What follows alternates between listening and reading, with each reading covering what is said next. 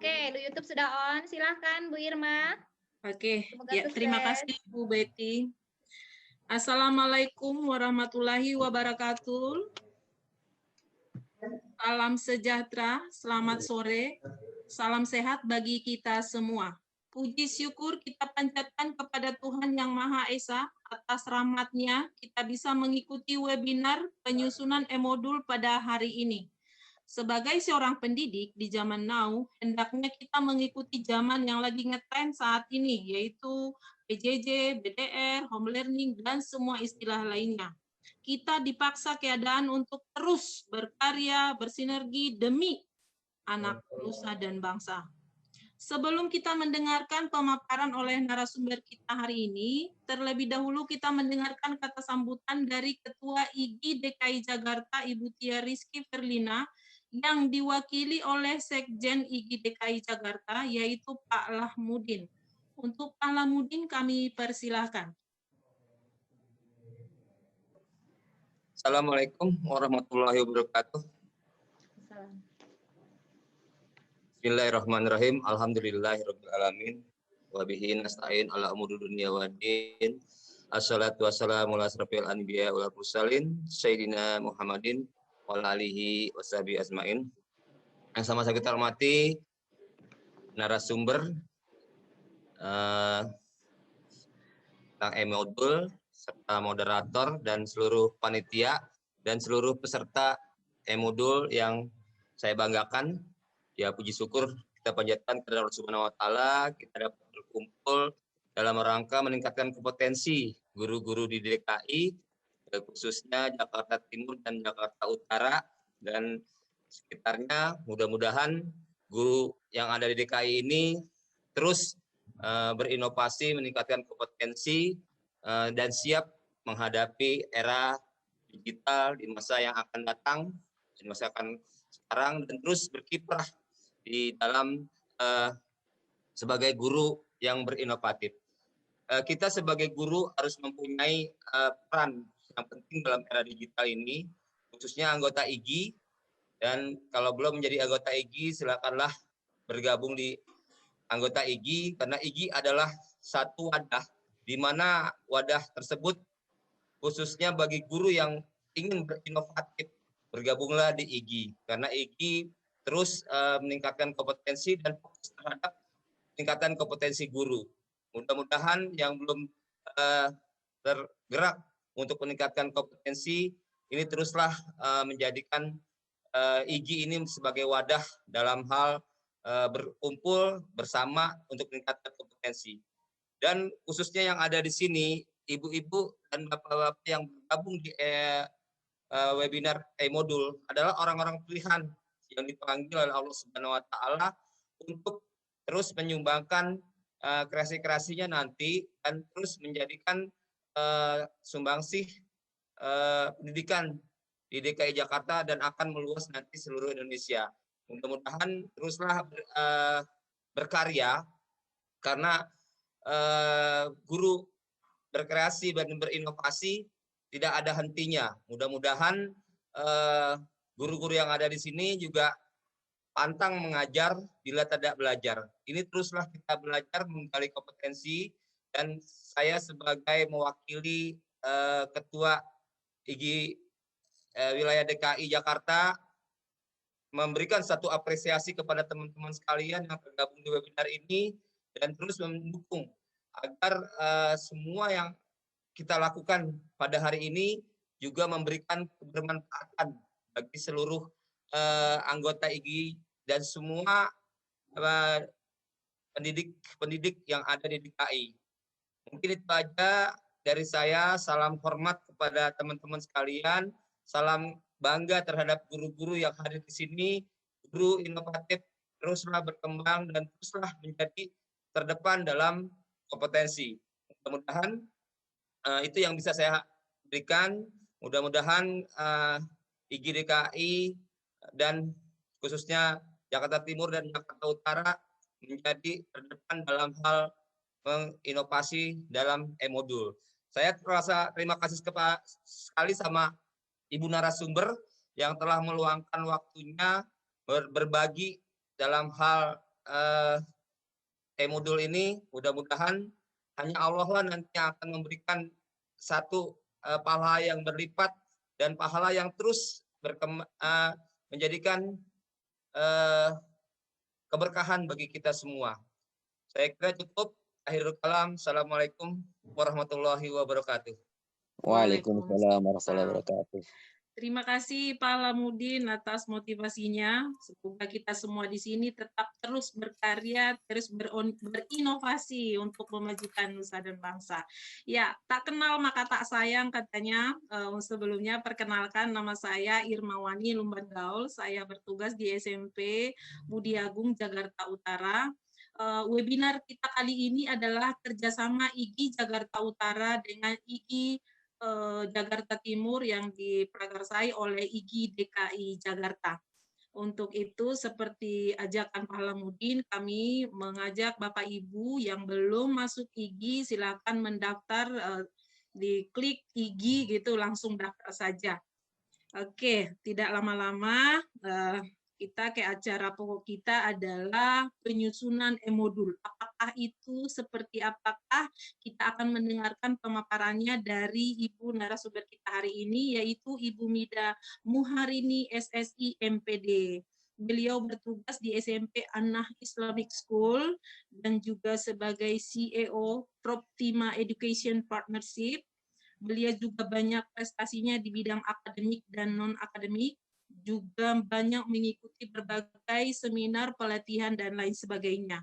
Untuk Ibu Mida, kami persilahkan, tapi sebelumnya untuk Bapak Ibu guru hebat yang ada di sini, demi kelancaran acara kita ini, kami sampaikan bahwa setelah narasumber memaparkan materinya, kami akan buka sesi tanya-jawab.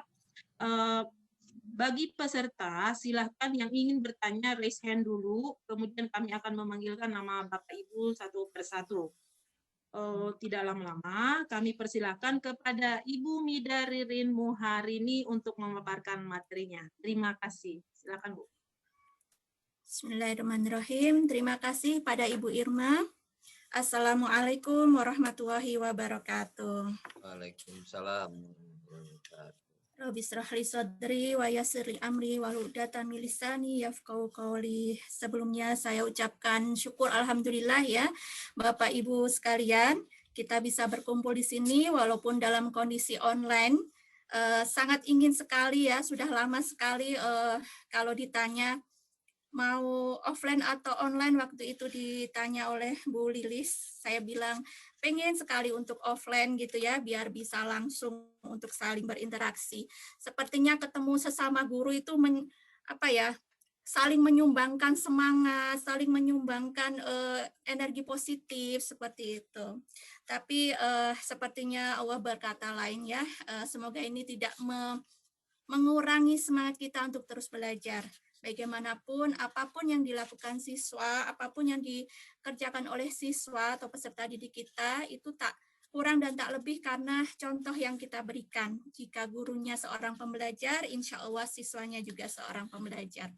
Baik, sebelumnya juga saya ucapkan terima kasih kepada panitia yang telah memberikan kepercayaan kepada kami untuk menyumbangkan ya, sharing saja. Sebenarnya dibilang pakar atau dibilang narasumber itu kayaknya belum cocok seperti itu. Cuman mungkin ini sharing ya, karena ditanya bisa sharing Bu Mida, saya bilang bisa gitu. Tapi kalau ternyata harus pakar katakanlah seperti itu, saya merasa belum cukup seperti itu. Kemudian tadi di CV, mohon maaf ada sedikit kesalahan. Jadi saya sekarang aktivitas saya adalah di rumah guru anak-anak saya sebenarnya. Saya mengajar di SMP An-Nah itu terakhir tahun 2015. Saya mengambil pendidikan S2 sampai sekarang dan alhamdulillah menahkodai atau jadi CEO Proptima Education Partnership yang membantu sedikit-sedikit untuk sekolah-sekolah yang memang perlu untuk dibantu seperti itu.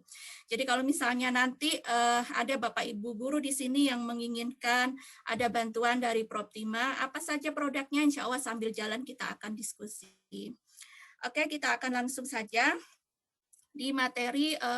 Kalau judul di flyer adalah penyusunan e-modul ya, penyusunan e-modul. Kalau di pendidikan atau di prodi pendidikan ya di Universitas Negeri Jakarta ataupun di universitas yang lain, penyusunan itu ibaratnya adalah menghasilkan sesuatu yang baru. Sedangkan yang akan kita lakukan jika itu adalah masih dalam rangka mengembangkan ataupun mengambil ataupun mereferensi dari guru atau dari buku yang lain atau dari sumber yang lain, itu biasanya menggunakan istilah pengembangan ya. Jadi ada sedikit beda lah gitu, tapi tidak menutup kemungkinan nanti kita akan bahas lebih lanjut. Berikutnya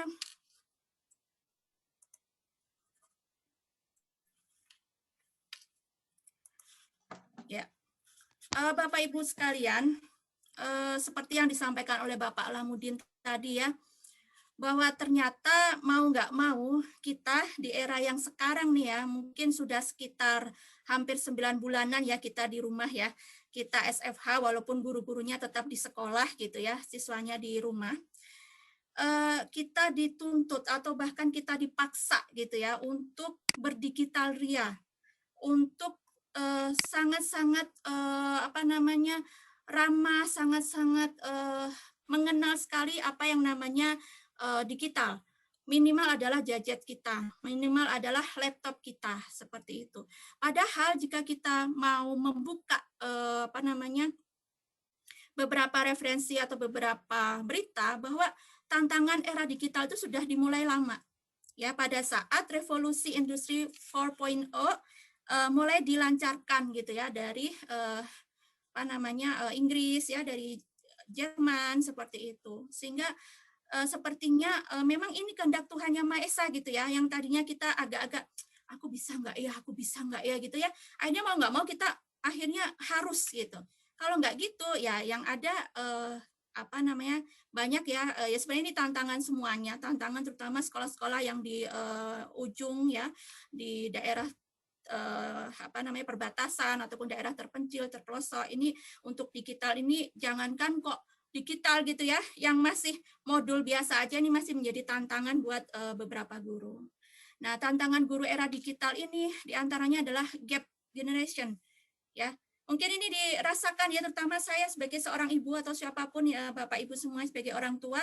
Kalau dulu kita biasa ada berita itu pegang koran. Pagi-pagi bangun tidur sambil sarapan kita nanya, korannya mana nih gitu. Atau datang ke sekolah sambil menyiapkan RPP dan sebagainya, kita nanya, koran udah datang belum ya Bu? Seperti itu. Nah, tapi lihat di depannya, anak-anak zaman sekarang kayaknya udah nggak mengenal koran. Jadi kemarin ada anak saya dapat tugas clipping, pada bingung. Ini clippingnya ngambil dari mana ya, koran udah nggak ada, majalah udah nggak ada gitu ya, seperti itu. Kemudian juga itu contoh kecil. Kemudian yang kedua adalah pada saat anak-anak kita sudah lebih tahu sebelumnya dari apa yang kita akan sampaikan, gitu kan.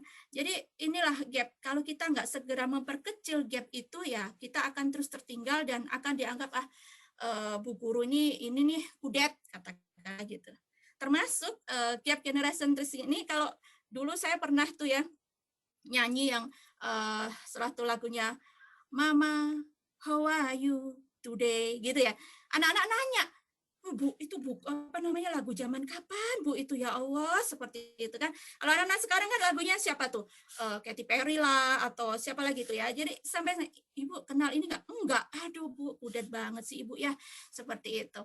Kemudian berikutnya adalah digital literasi.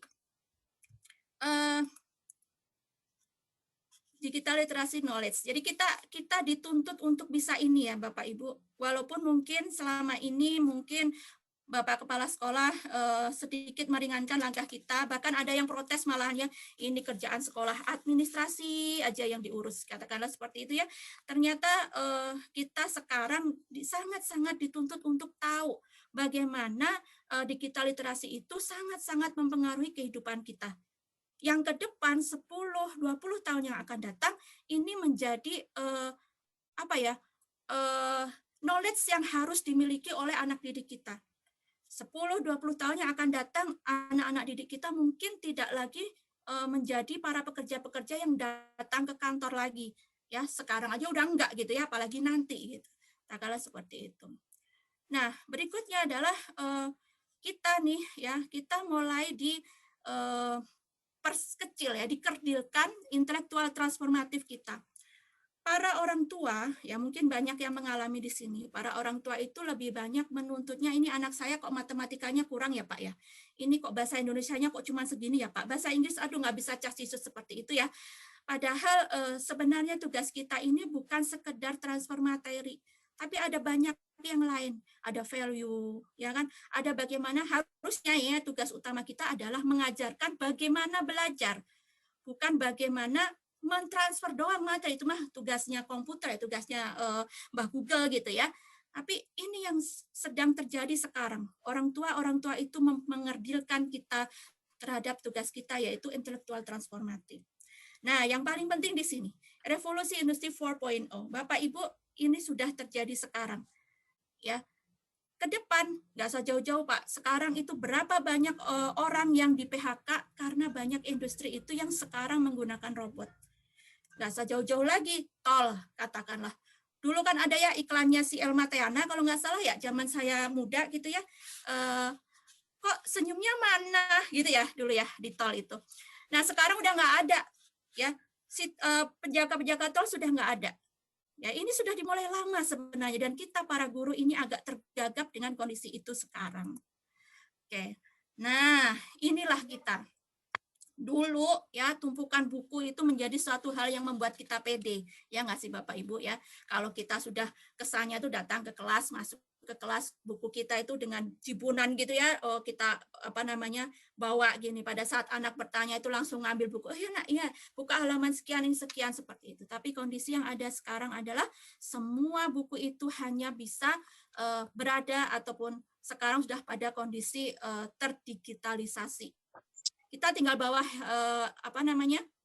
HP kita nih ya, kita tinggal bawa gadget kita kemanapun kita berada, naik angkot, naik kereta, bahkan jalan kaki. Banyak sekarang orang-orang jalan kaki sambil memegang HP ya, bukan hanya sekedar mau chatting sama teman, tapi mereka ternyata baca koran dan sebagainya. Nah itulah ya.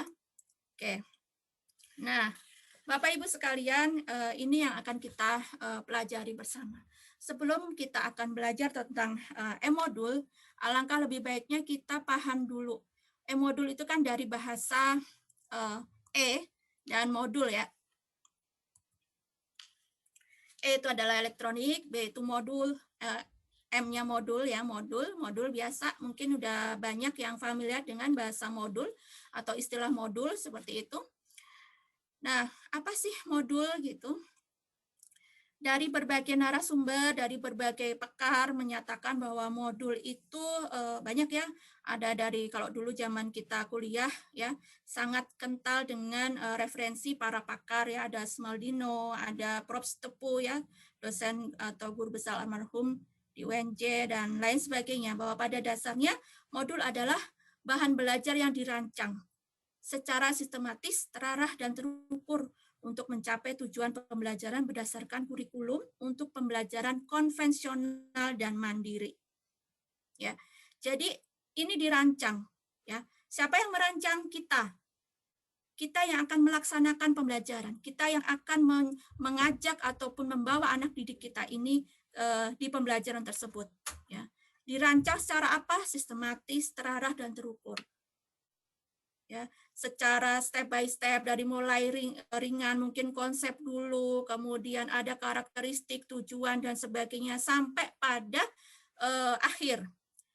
Terarah, terukur. Kenapa? Karena di situ harusnya ada latihan yang menunjukkan bahwa modul ini sudah terserap atau belum oleh anak didik kita. Ya, untuk mencapai tujuan pembelajaran berdasarkan kurikulum. Kita sangat enak ya, di negara kita, Kemendiknas atau Kemendikbud sudah memberikan kurikulum gitu ya, sehingga kita tinggal mengambil mana yang akan kita butuhkan, kita tinggal mengembangkannya untuk menjadi sumber belajar buat peserta didik kita.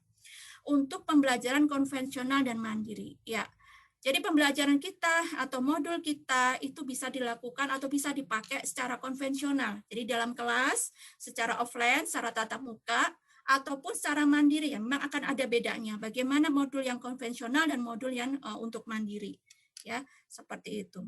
Dan kita perlu pahami bahwa modul ini adalah bagian daripada sumber belajar. Sumber belajar itu menurut pakarnya juga ada 6 ya, ada pesan. Ya, pesan itu masuk di dalamnya adalah materi atau konten yang akan kita berikan.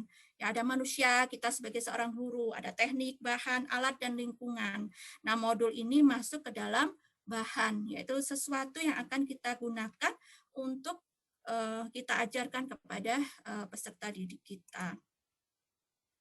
Nah, Bapak Ibu, fungsi modul.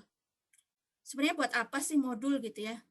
Modul ini yang tadi kita bilang bahwa dia bagian dari sumber belajar yang masuk di dalam bahan, ya. Di situ ada fungsinya untuk kebutuhan belajar mandiri. Ya. Kemudian ada kesiapan penyaji dan peserta. Kemudian KBM lebih terarah di sistematis, kemudian tuntutan tipe belajar. Kebutuhan belajar mandiri. Jadi pada saat sekarang nih Bapak Ibu mungkin sudah merasakan buat siswa didiknya yang melakukan SFH ya, pada saat mereka hanya sekedar mendengarkan atau mendapatkan tugas dari kelas atau dari Bapak Ibu lewat WA mungkin atau lewat Zoom seperti itu. Kemudian ada walaupun sudah ada video pembelajarannya, mungkin juga sudah ada PPT yang diberikan pada saat Zoom seperti itu, sepertinya anak didik kita itu tetap butuh adanya semacam panduan.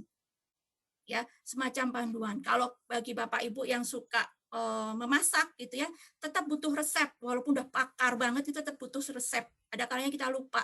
Atau ada kalanya kita perlu mengembangkan, tadinya ini rasanya asin, oh saya mau bikin yang manis gitu ya, tetap pakai dasar dari resep yang tadi ya.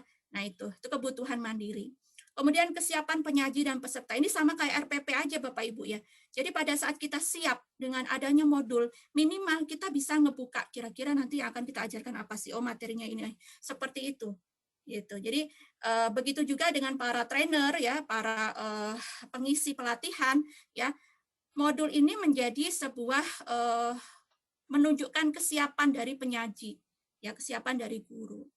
Kemudian KBM lebih terarah di sistematis, sudah paham insya Allah tuntutan tipe belajar. Nah Bapak Ibu pasti paham bahwa tipe belajar anak didik kita itu macam-macam ya. Ada auditory, ada visual, verbal, dan kinestetik gitu. Nah ini modul ini untuk memfasilitasi anak didik kita yang visual, ya anak didik kita yang verbal, yang suka sekali coret-mencoret, suka sekali untuk menulis ya seperti itu dan membaca jelas ya literasi gitu. Nah, ini memberikan fasilitas untuk ke sana. Kemudian karakteristik. Harapannya modul yang kita susun, modul yang akan kita kembangkan ini mempunyai beberapa karakteristik tersebut, yaitu yang pertama self-instructional. Dia mampu untuk diajak sebagai panduan belajar mandiri. Ya, mampu membelajarkan dirinya sendiri. Jadi pada saat kita mempelajari siswa misalnya, nah silakan buka halaman sekian, tuh anak langsung buka thread halaman sekian, kemudian dia ditanya apa isinya atau apa yang akan kita pelajari hari ini, minimal dia bisa ngejawab. Itulah self instructional ya. Begitu juga pada saat di rumah ya, pada saat di rumah anak-anak oke nak, nanti kita akan belajarin bab ini. Itu anak-anak udah ngebuka sendiri, udah baca sendiri, udah bisa menyerap sendiri ya. Kita tinggal menarik aja. Kita tinggal cari feedbacknya aja atau cari rangkumannya aja, kasih tugas aja seperti itu ya. Kemudian self-contained atau utuh ya. Harapannya modul kita ini adalah seluruh isinya adalah seluruh materi pembelajaran di satu unit kompetensi utuh ya. Tidak terpecah-pecah, misalnya satu tentang ini, satu tentang bab ini, satu tentang bab itu, seperti utuh gitu. Walaupun nanti pada pelaksanaannya kita akan menyusun sub modul gitu ya, modul sub kompetensi.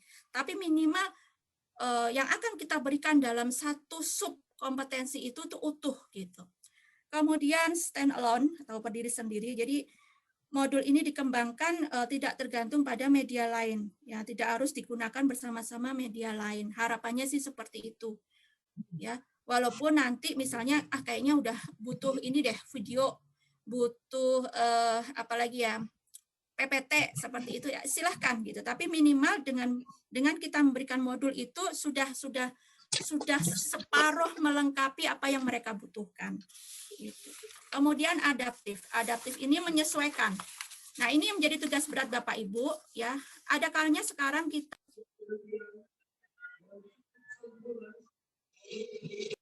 Bu Mirda, suaranya di unmute, Bu Mirda. Bu Mida, di unmute Bu Mida. Bu Mida minta tolong mic-nya di mute dulu. Oh, dari tadi ya, Bu? Enggak, barusan. Oh, astagfirullah. Oke.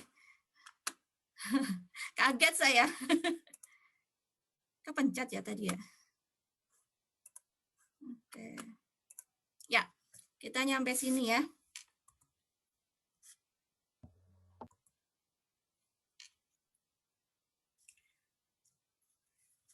Sebentar.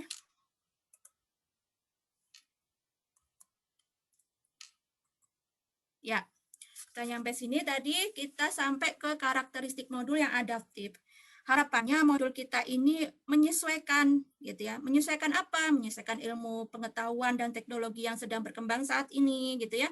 Kemudian fleksibel juga digunakan oleh peserta didik kita. Lebih khususnya sih sesuai dengan apa yang akan kita berikan dan apa yang akan kita hadapi gitu. Kemudian yang kelima, user friendly ya, akrab dengan pemakainya. Nah, inilah diferensiasi yang harusnya kita miliki masing-masing. Kenapa kita punya kewajiban untuk menyusun modul sendiri? Di sini letaknya bahwa setiap peserta didik kita memiliki apa ya bahasanya teh apa ya, kearifan lokal ya bahasanya mungkin ya, kearifan lokal masing-masing di setiap daerah itu mungkin mengambil modul dari daerah lain belum tentu itu sama atau pas atau cocok ya seperti itu, sehingga harapannya kita bisa menyusun sesuai dengan karakteristik daerah kita masing-masing, karakteristik peserta didik kita masing-masing. Bahkan setiap tahun, setiap tahun ajaran baru itu bisa jadi karakteristik peserta didiknya itu berbeda gitu. Oke, nah tujuan modul tadi sudah sedikit saya singgung ya. Pertama, modul itu bisa mempermudah penguasaan kompetensi ya. Mereka buat beberapa siswa ya, mungkin pengalaman saya pribadi, saya lebih suka membaca dulu ya materi yang akan diajarkan Bapak Ibu guru besok pagi gitu ya. Saya baca dulu besok ini materi yang minimal, kalau pada saat Bapak Ibu guru itu menyampaikan itu sudah ada. Karena mungkin Bapak Ibu guru sudah pernah mempelajari tentang psikologi pendidikan ya. Otak kita ini sebenarnya kayak spons gitu kan. Pada saat sudah ada pernah melintas sebuah memori, maka dengan mudah itu akan apa yang akan disampaikan Bapak Ibu guru itu nancep gitu, semakin menancap gitu. Awalnya mungkin di permukaan, itu akan semakin dalam. Nah, inilah fungsinya modul. Pada saat anak-anak itu mulai membaca dulu bukunya, ya, mempelajari dulu, maka pada saat kita menerangkan atau pada saat kita culik sedikit atau kita ulik sedikit, itu mereka sudah twing gitu kan, seperti itu. Kemudian evaluasi mandiri. Ya, ini juga beberapa siswa yang punya rasa ingin tahu yang tinggi, punya gairah belajar yang luar biasa, mereka ini akan menguji dirinya sendiri. Nah, harapannya modul itu memfasilitasi ke arah sana. Kemudian untuk guru dan trainer ini menjadi acuan dalam menyajikan, ya. Jadi kita sepanjang jalan, kita bersibuk-sibuk ria di awal tahun ajaran atau di awal semester, untuk apa? Untuk meringankan beban kita di sepanjang jalan. Ya, kita udah punya acuan, udah punya RPP, gitu kan, udah punya program semester, udah punya modul bikinan kita sendiri, gitu ya. Insya Allah itu lebih meringankan. Kita tinggal mencari misalnya media ataupun mencari tambahan-tambahan yang lain yang sifatnya adalah sebagai pembantu saja. Kemudian buat masyarakat umum, modul ini untuk kelangsungan dan penyebaran pengetahuan. Ya, jangan pernah berpikir bahwa sudahlah, kan sudah banyak pakarnya yang bikin buku, yang bikin modul, ya itu aja lah. Sampai kapan gitu. Nah, ini juga bagi saya pribadi gitu, insya Allah buat para muslim, buku atau modul ini menjadi amal jariah ya, yang akan mengalir terus pahalanya sampai kita bahkan mati sekalipun, ya. Tapi jelek Bu, nggak masalah, toh tetap akan ada yang make, gitu. Nah, harapannya buku ini akan terus mengembang. Makanya bahasa saya di judul tadi adalah pengembangan modul. Kenapa? Harapannya tidak sampai di sini saja. Udah sampai nih, alhamdulillah sudah jadi nih modul saya. Nah, harapannya tahun depan ada revisi lagi, ada yang perlu diperbaiki lagi, ya, seperti itu. Kemudian mengatasi keterbatasan waktu, ruang, dan daya indera. Saya ingat sekali dulu membayangkan Jakarta, kan saya anak daerah ya, saya dari Tuban, Jawa Timur, termasuk jalur Pantura, membayangkan Monas itu kayak apa ya, ada emas di atas sana gitu kan. Nah, itu begitu ada fotonya kita bawa itu ke media ya, ke modul kita gitu, itu memberikan sebuah informasi yang luar biasa untuk anak kita ya, mengatasi keterbatasan waktu, ruang, dan daya indera. Nah, Bapak Ibu, macam-macam atau jenis modul yang bisa kita kita pakai dalam pembelajaran kita ya, berdasarkan cara pengembangannya ada 3 ya, adaptasi, kompilasi, dan menulis sendiri. Adaptasi adalah yang biasa kita pakai selama ini mungkin ya, itu saya ya. Mengambil dari buku-buku yang sudah ada, yang banyak dijual bebas, atau mungkin buat para guru SD, BSE ya, itu sudah disiapkan luar biasa ya, pemerintah kita baik sekali menyiapkan bukunya juga ya, itu yang kita pakai. Kalau dulu mungkin ada yang kurang Bu, ini kurang, ini bukunya perlu pengayaan. Nah, ini akhirnya kan kita mencari lagi di luar, kita mencari hunting lagi, browsing lagi gitu. Nah, itu mengambil buku yang udah jadi, itu adaptasi. Kemudian kompilasi. Nah, ini beberapa sekolah yang mungkin menganggap bahwa ini kalau satu buku ada yang nggak cocok nih dengan saya di bagian bab ini, tapi saya cocok bab ini, saya ngambilnya yang bab ini gitu. Nah, akhirnya yang kita lakukan adalah mengkompilasi, mengambil mana yang kita butuhkan, yang sesuai dengan pembelajaran kita, semakin dalam. Ada yang beberapa bab itu cuman permukaannya aja gitu ya, nggak sampai mendalam pembahasannya, pengayaannya kurang kayak gitu. Akhirnya kita ngambil dari penerbit yang lain gitu ya, dari referensi yang lain. Nah, kita menciptakan modul kompilasi. Nah, yang paling keren ya menulis sendiri ya Bapak Ibu. Semoga kita termasuk orang-orang yang luar biasa di sini. Menulis sendiri.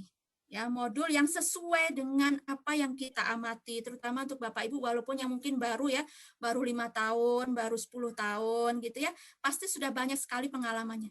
Dan jangan ragu buat yang baru masuk mengajar, katakanlah tahun pertama gitu ya.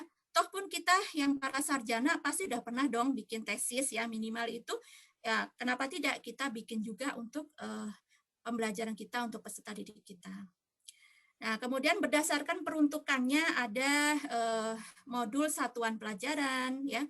Ada satuan pelajaran itu misalnya per bab gitu ya, per subbab seperti itu. Kemudian mata pelajaran atau mata kuliah, kemudian mata pelatihan, ada modul praktikum ya, masing-masing punya ciri khas masing-masing gitu.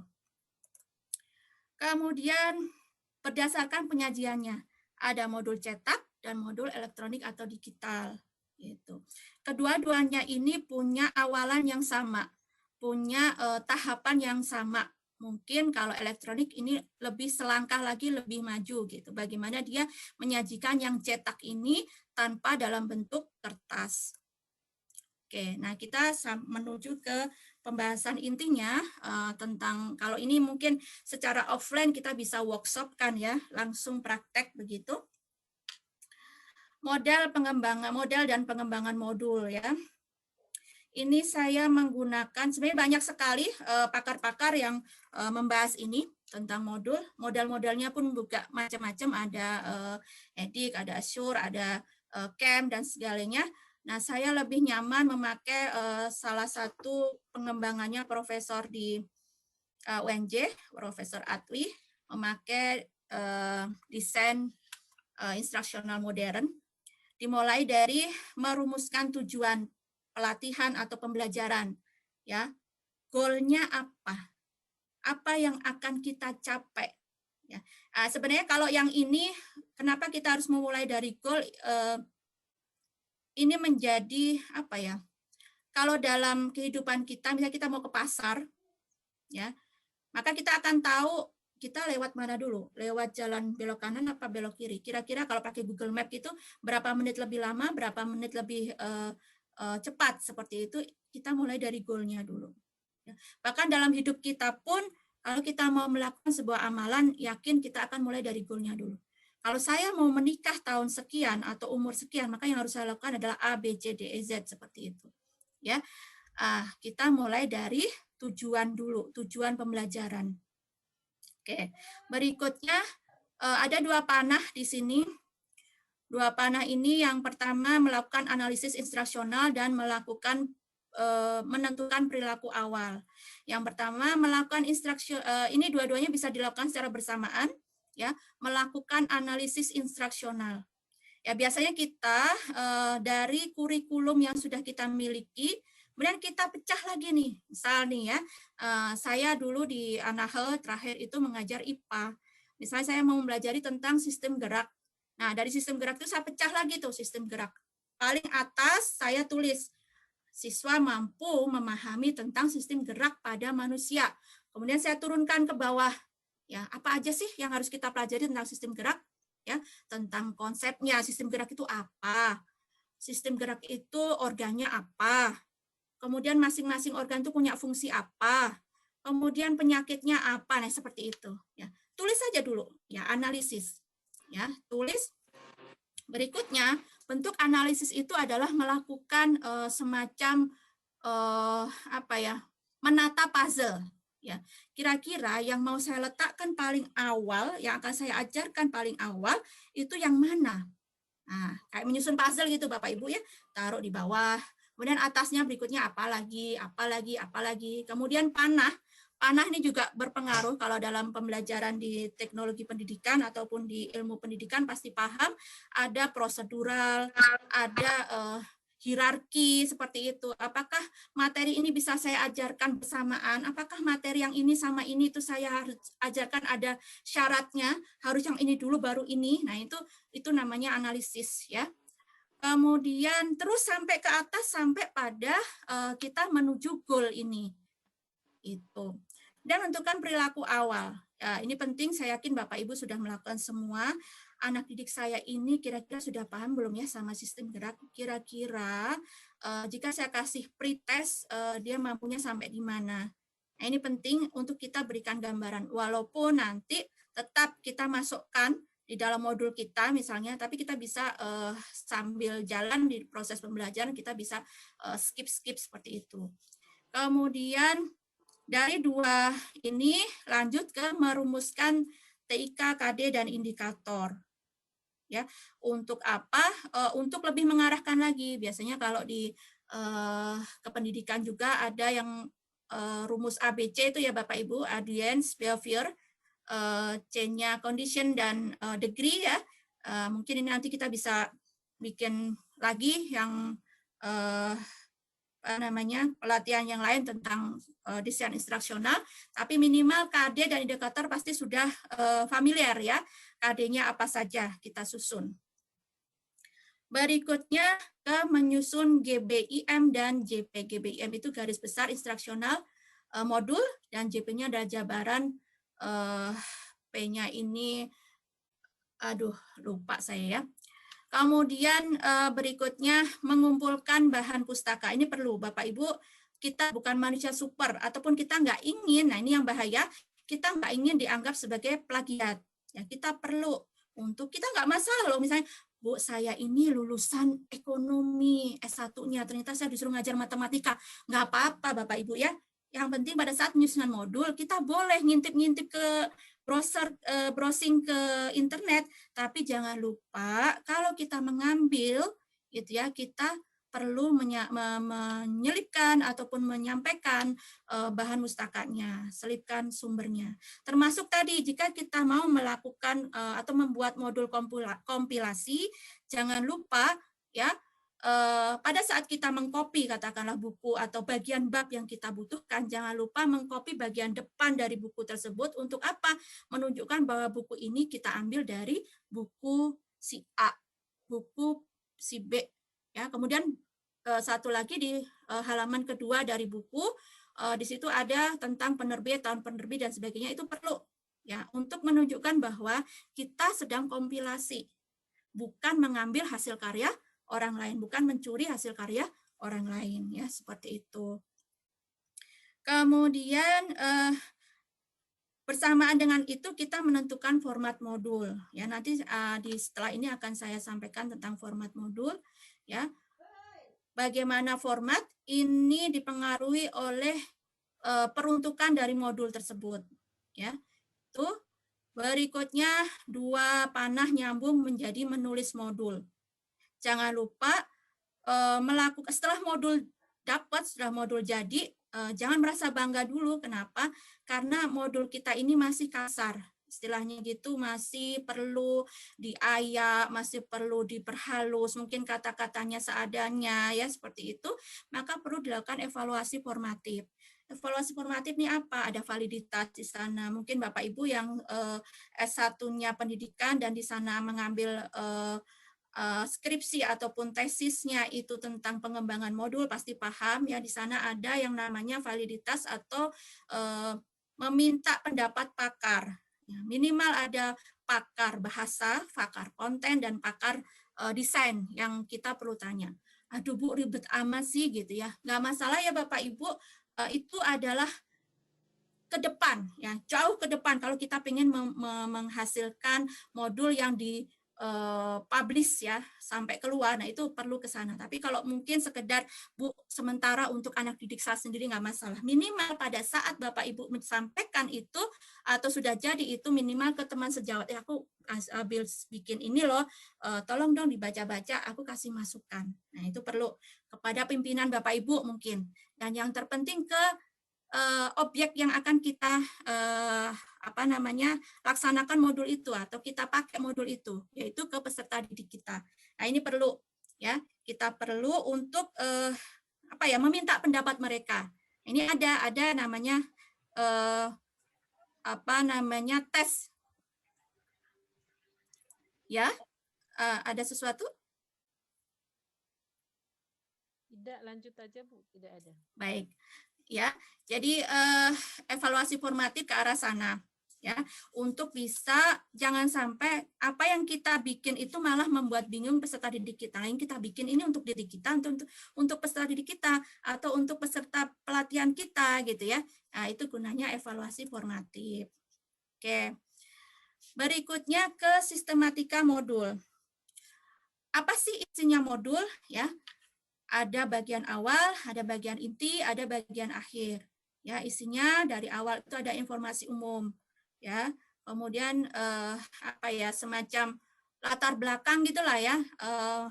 Permasalahan apa yang kita hadapi hingga kita perlu untuk melakukan pembuatan atau pengembangan modul tersebut gitu. Terus kegunaannya untuk siapa? Nah, ini perlu kita tuliskan.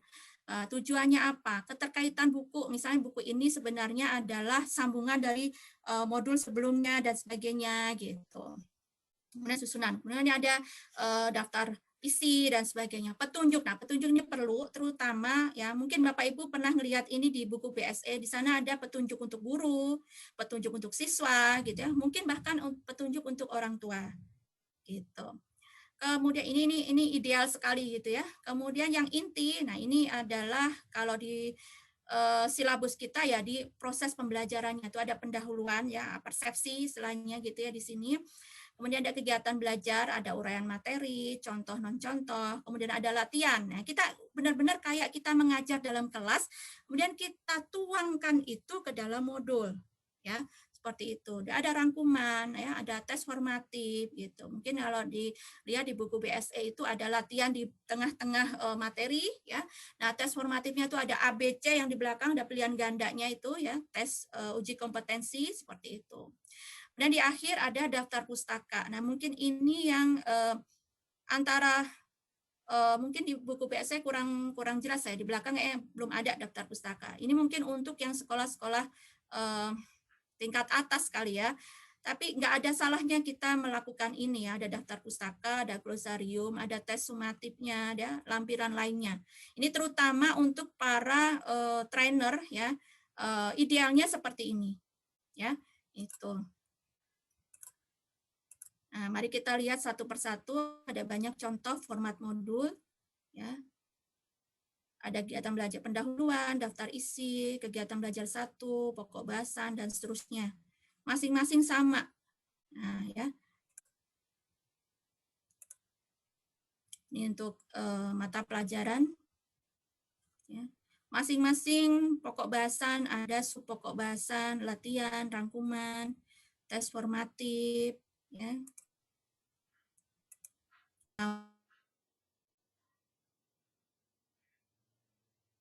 Maaf Bu Mida, speakernya Ya, di-unmute speakernya lagi. mati lagi. Di mute dulu Bu Mida, maaf. Ya. Itu mungkin ini ya, mute all ya. Oke, lanjut ya. Jadi di setiap modul bisa kita bikin dalam bentuk satu modul untuk 1 semester ataupun 1 modul untuk 1 tahun, ya. Tergantung, terserah mau baiknya bagaimana. Gitu. Di modul pelatihan juga demikian, karena di modul pelatihan itu bahkan malah sebagian besar memakai banyak modul ya, berdasarkan pokok bahasan yang kita akan sampaikan. Misalnya dalam pelatihan, di situ ada pelatihan Be Smart Teacher. Nah, Be Smart Teacher itu kan judul besarnya. Nah, di situ isinya apa aja? Oh, mungkin tentang pembuatan modul, pembuatan media, kemudian tentang desain instruksional, tentang segala macam. Itu masing-masing bisa satu modul sendiri gitu. Jadi modul itu bisa dipecah-pecah untuk mendapatkan satu goal khusus, yaitu judul dari pelatihan ataupun pembelajaran kita. Nah, di praktikum lain lagi ya, ada langkah-langkahnya lebih ke kinestetik gitu ya, langkah-langkah mengerjakan sesuatu. Kemudian ada indikator keberhasilannya, ya, rangkuman dan sebagainya. Nah, beberapa tips tata aturan penulisan modul bahasa. Ingat Bapak Ibu,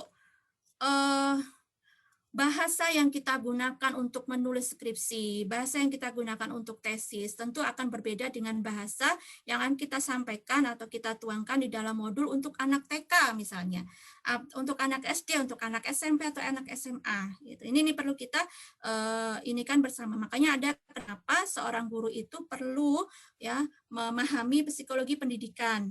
Ya, untuk apa? Untuk bisa memahami seberapa penting ya penggunaan bahasa yang akan kita sampaikan baik secara lisan maupun kita tuangkan dalam tulisan agar bisa dipahami oleh peserta didik kita, ya.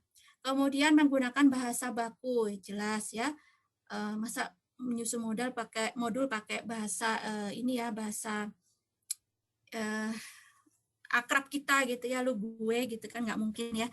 Kemudian menarik, mudah dipahami dan merangsang rasa ingin tahu. Nah, ini kita kayak membuat modul itu kayak kita bercerita. Coba bayangin Bapak Ibu pasti sempat nggak sih bertanya kenapa kita atau anak didik kita tuh menyelesaikan novel yang setebal ini itu bisa 1 malam gitu. Beda dengan buku yang akan kita berikan kepada mereka, mau setebal gini pun kalau kurang menarik ya nggak akan selesai sampai 1 bulan 1 semester gitu. Nah, ini tantangan kita bersama ya, bagaimana membuat buku itu menarik ya, mudah dipahami dan merangsang rasa ingin tahu. Ya, contoh konkret kenapa buku-buku untuk anak peserta didik yang PAUD ya, banyak gambar ya, banyak warna-warni. Nah, itu perlu ya memahami ke arah sana.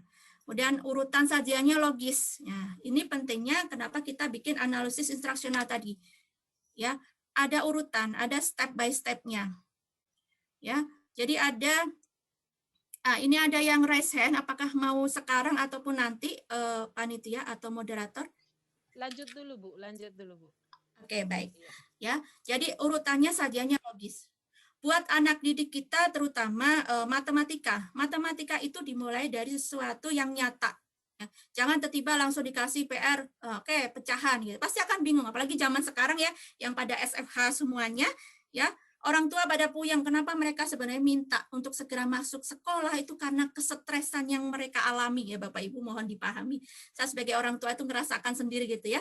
Ya alhamdulillah kalau mungkin yang para guru-guru bisa lah mengajari anak didiknya yang masih SD, SMP gitu ya, SMA, kalau udah kuliah ya beda lagi ya. Nah ini yang perlu kita pahami bahwa urutan sajian logis itu sangat penting. Gitu. Sehingga anak didik kita itu benar-benar mampu secara mandiri mempelajari buku kita ataupun modul kita itu bisa mandiri. Gitu. Kemudian komunikatif dan dialogis. Ya, jadi kita seakan-akan kita itu tampil di dalam modul kita. Ya, kita menyampaikan seperti kita menguraikan di depan kelas di buku kita itu. Gitu. Walaupun sekali lagi bahasanya tetap baku ya, menggunakan bahasa yang baik dan benar ya, seperti itu. Oke. Nah, beberapa tips ya tata aturan yang lain yaitu tentang nah ini tadi ya pustaka, petikan atau kutipan tolong ditulis sumbernya. Ngambil gambar boleh ya, tulis sumbernya, sumber dari mana seperti itu. Ya. Kemudian penomoran jika modulnya itu satu kesatuan. Jika kita tadi bikin pelatihan, kemudian ada sekian modul, maka penomorannya jelas. Biar paham bahwa oke, saya harus mempelajari modul 1 dulu, kemudian modul 2, modul 3, dan seterusnya. Ya, tuh.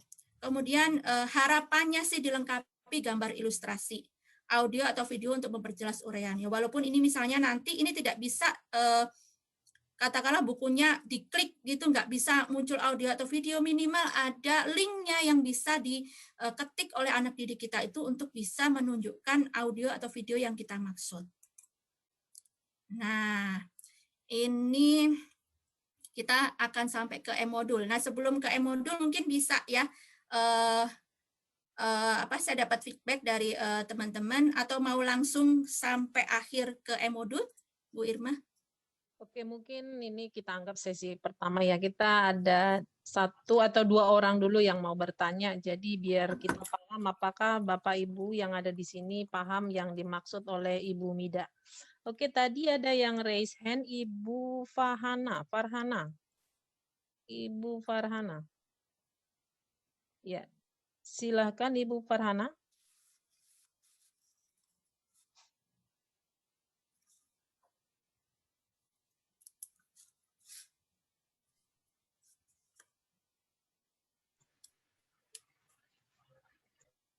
Maaf tadi.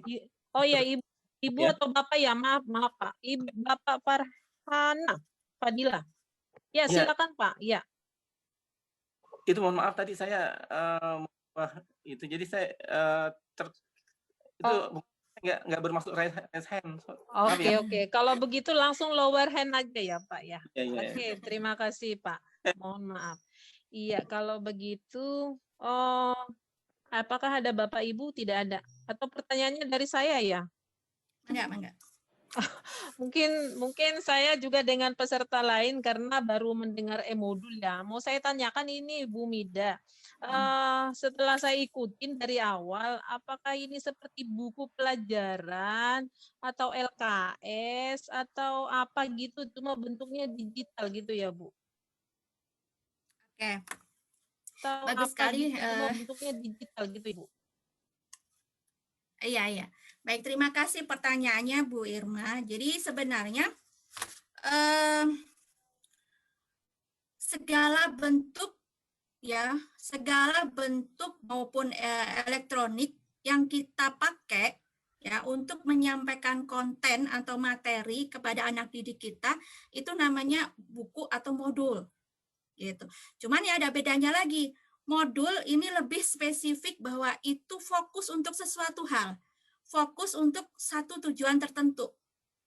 Gitu. Kalau buku kan kayaknya lebih luas tuh Bu ya.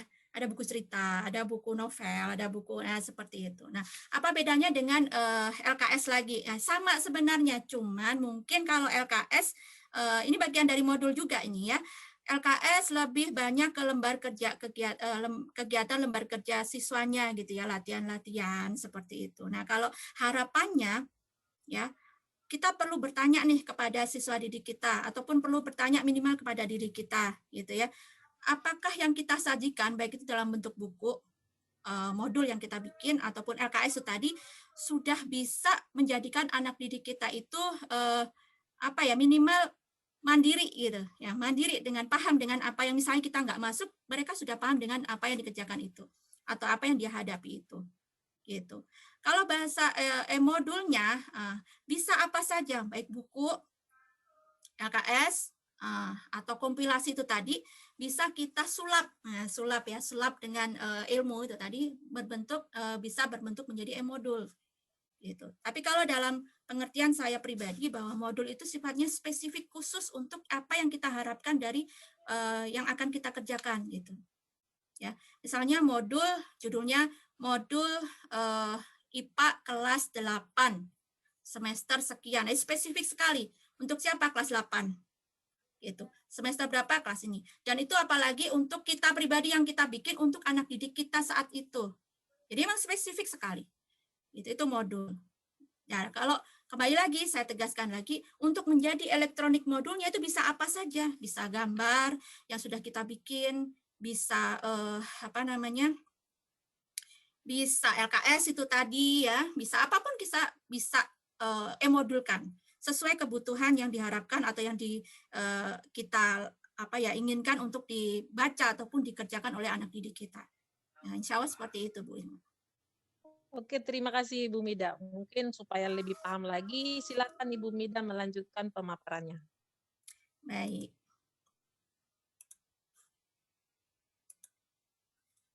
Oke, kita sampai di e-modul ya, Bapak Ibu. Sebagaimana yang barusan saya sampaikan bahwa e-modul itu adalah modul yang disajikan secara elektronik atau digital, ya. Dikemas dengan pilihan format file yang sesuai dengan alat yang digunakan. Mungkin Bapak Ibu pernah nggak sih ngebayangin bahwa buat apa sih susah-susah bikin e-modul itu tadi gitu, ya. Pada dasarnya semakin ke sini oleh revolusi industri 4.0 itu tadi, kita itu dibikin bagaimana termanjakan, ya. Hanya dengan alat yang sekecil ini, ya, kita bisa mendapatkan berita dari manapun, dari penghujung dunia sekalipun gitu. Dengan alat sekecil ini, ya, kita bisa tetap belajar mendengarkan Bapak Ibu guru yang dari sekolah. Kemarin ada PR ya, mana yang bisa saya buka? Ya. Bayangin kalau misalnya nih kita itu mau pindahan, ya, pindahan kemudian kita mau ujian. Nah, berapa buku yang harus kita bawa? Padahal jika kita bisa simpelkan itu semua ada di sini, ya. Apalagi kalau yang punya mungkin siswanya yang udah tingkat atas, katakanlah udah tersimpan semuanya di drive gitu kan, Google Drive, kemudian di email ya, seperti itu lebih mudah lagi gitu. Tinggal klik gitu ya, sudahkah kebuka semuanya. Gitu. Ya itulah manfaat e-modul, harapannya ke sana. Dan ini menjadi tantangan buat kita. Kenapa? Yang akan kita hadapi, yang akan kita didik ras orang-orang calon orang yang akan hidup di masanya nanti. Ya, yang bisa jadi mereka itu pilihan lapangan kerjanya sudah tidak seperti yang sekarang. Gitu. Nah, bagaimana kita menyiapkan ke sana? Minimal kita sebagai guru menyiapkan diri kita untuk bisa itu. Bukan berarti kita harus tahu segala hal, enggak, tapi minimal pernahlah berinteraksi seperti itu, ya. Tuh. Ini macam format atau file e-modul dari yang saya bisa ambil ya di beberapa referensi, ada PDF, EPUB, HTML dan sebagainya kayaknya nih sesuatu hal yang ini apa ya gitu kan. Mungkin untuk beberapa Bapak Ibu guru yang mungkin dari IT atau dari informatika mungkin paham ya. Saya aja mungkin yang cuma 1, 2, 3 gitulah yang bisa paham ini gitu. Tapi minimal kita tahu bahwa format-format file yang ada di browseran kita gitu ya, di Google ataupun di yang kita terima dari orang lain itu bisa dari segala macam ini. Ya. Ini hanya sebagian kecil, bisa jadi ini setiap menit, setiap detik itu akan berkembang terus ya, berkembang terus. Gitu. Masing-masing punya kelebihan dan kelemahannya. Gitu. Nah, tips pemilihan format. tips pemilihan format, tentunya kita harus mempertimbangkan ketersediaan perangkat. Ya. Buat Bapak Ibu yang minimal peserta didiknya itu sudah pegang HP semuanya, bisa ya menggunakan format atau e-modul.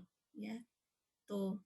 Kemudian kalau buat anak TK katakanlah ya minimal orang tuanya ya punya inilah ya gadget yang bisa untuk menangkap itu gitu. Tuh. Kemudian juga punya aplikasinya, bukan hanya sekedar punya laptop atau punya HP-nya ya, tapi juga punya aplikasinya. Beberapa perangkat yang tadi ya, yang ini perlu ada ridernya ya, yang bisa ngebaca file-file ini, gitu. Jadi butuh ngedownload beberapa ridernya, ya Adobe kayak gitu-gitu ya, EPUB gitu. Ya alhamdulillah untuk Windows yang baru ini saya lihat pada saat kita save as itu kita udah bisa tuh beberapa ini langsung tanpa harus mendownload perangkatnya, mendownload readernya ya. Minimal ada PDF ya, ada HTML itu sudah mulai ada tuh di Windows ya. Tuh. Kemudian yang kedua ukuran tampilan ya, ukuran tampilan aplikasi dan e-modul. Ya, kita jangan memaksakan diri karena aduh buaya gitu ya kita, wah aku pengen pamer nih kepada peserta didik kan mereka keren-keren, saya juga mau pamer. Ternyata ada 1 2 3 anak didik kita yang gadgetnya kurang compatible ke sana gitu. Nah, ini kita perlu paham ya, kita perlu memahami kondisi yang ada. Tuh, sehingga kita perlu tetap menyediakan bentuk file yang bisa dibaca ya oleh peserta didik kita. Kemudian format yang didukung secara luas, ya format yang didukung secara luas. Sepemahaman saya yakin nih Bapak Ibu mungkin yang paling sering dipakai apa nih Bapak Ibu? PDF ya? PDF Bu. Nah ya. Yang paling kenal. Itu ya, jadi itu yang perlu kita pertimbangkan ya, format yang didukung secara luas oleh peserta didik kita. Jadi kayaknya udah nggak perlu harus download lagi gitu ya, ini sudah ada gitu. Oke, selanjutnya kita akan langsung melihat ya contoh ya Bapak Ibu sebentar, tahapan e-modul yang tadi saya jelaskan di awal.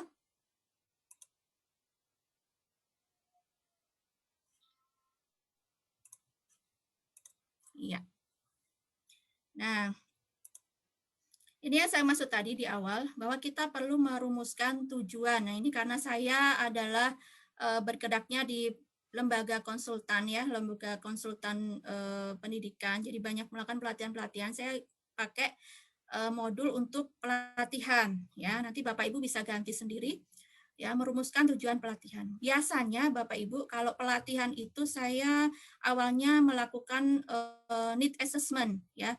Kebutuhannya seperti apa, pesertanya bagaimana, ya, kira-kira masalahnya apa, ya, gitu. Ini yang menjadi dasar saya untuk membentuk atau melakukan penyusunan atau pengembangan modul, ya.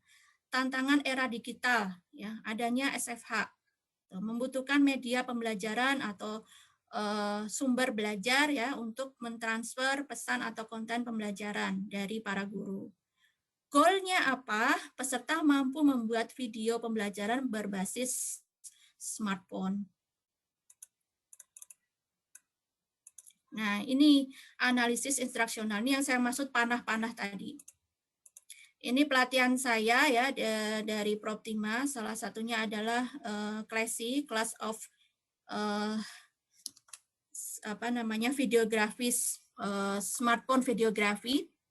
Jadi kalau di pembelajaran itu berarti menciptakan atau membuat video pembelajaran ya. Dimulai dari konsep. Ini perlu tetap harus ada konsep ya, paling dasar konsep. Ya, mengerti pengertiannya, contoh non contohnya, karakteristiknya seperti apa, yang dimaksud video pembelajaran yang seperti apa, ya apakah sama dengan video-video yang ada gitu. Itu perlu disampaikan. Panahnya ke atas, artinya berikutnya setelah paham konsep adalah melakukan perancangan, ya apa aja di sana, ya kemudian naik lagi ke atas, ya, tahap produksi. Nah, dari masing-masing ini goalnya adalah ini, hasilnya video pembelajaran. Ini yang saya tadi maksud adalah goal. Kita taruh dulu goalnya paling atas. Baru kita turun, kita susun puzzle-nya, mana yang lebih dulu, mana yang harus dilakukan belakangan, ya, seperti itu. Kemudian mana syaratnya, gitu. Kalau misalnya tiba-tiba ke produksi dulu lah, ngerancangnya aja belum, gitu. Kira-kira jadinya sempurna atau enggak, gitu. Gitu ya. Berikutnya kompetensi dasar indikator. Ini tadi udah dari puzzle yang tadi, dari analisis tadi kita muncul nih kompetensinya, indikatornya ini, ya. Berikutnya garis besar instruksional modul, ini namanya GBIM tadi ya. Nih, kompetensi dasarnya, judul babnya, subbabnya, ya. Kira-kira berapa persen teori, berapa persen praktek, pustakanya gitu ya. Seperti itu, standar kompetensinya, deskripsi singkatnya seperti apa. Nah, ini deskripsi singkat bisa kita gunakan untuk penjelasan di bagian pendahuluan ataupun di awal modul. Selanjutnya jabaran materi yang tadi JM tadi ya, jabaran materi modul. Nah,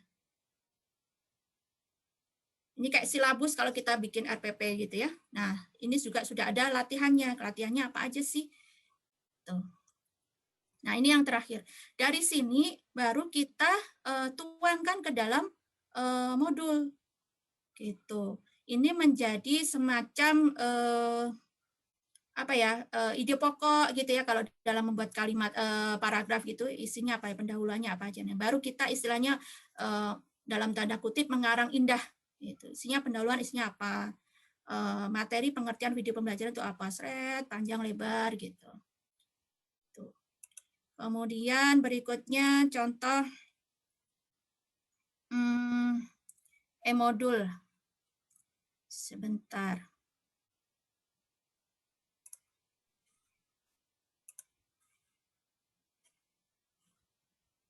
Nah, ya, Bapak Ibu, ini contoh e-modul yang sifatnya offline. Ini saja udah cukup. Ini bisa kita linknya ataupun nama filenya udah bisa kita kirim ke anak didik kita. Ya, tuh. Ini karena pelatihan, jadi ada sekian modul yang kami bikin. Modul 1, ya, pendahuluan. Bahkan silabusnya kalau di PSE itu ada peta konsepnya mungkin ya, tuh ada pendahuluannya, ya.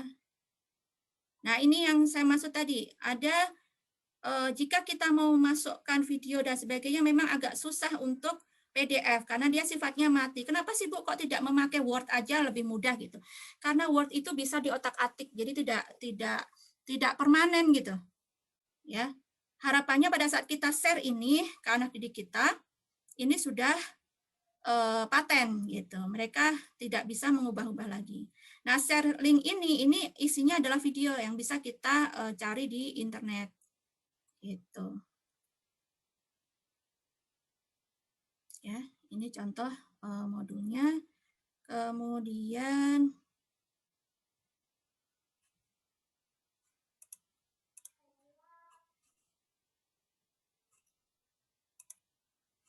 berikutnya kembali ke ini.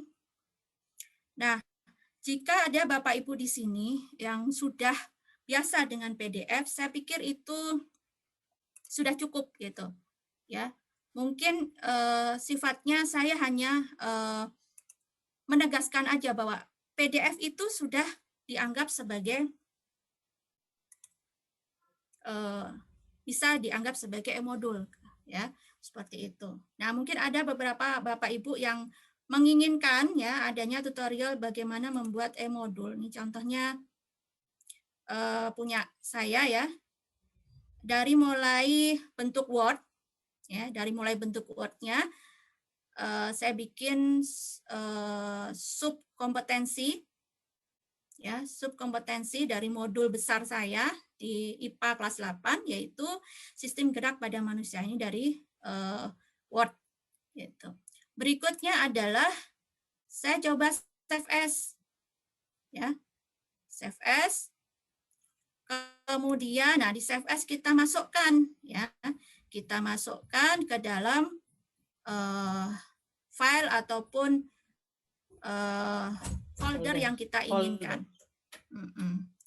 Berikutnya, nah di sini nih Bapak Ibu, di filenya kita kasih nama, di save as tipenya nih. Nah, tipenya mau bentuk Word atau karena kita mau PDF kan atau mau kita e-modulkan, maka yang kita pilih adalah PDF. Nah, ini bisa kita lihat ya, begitu banyak ya.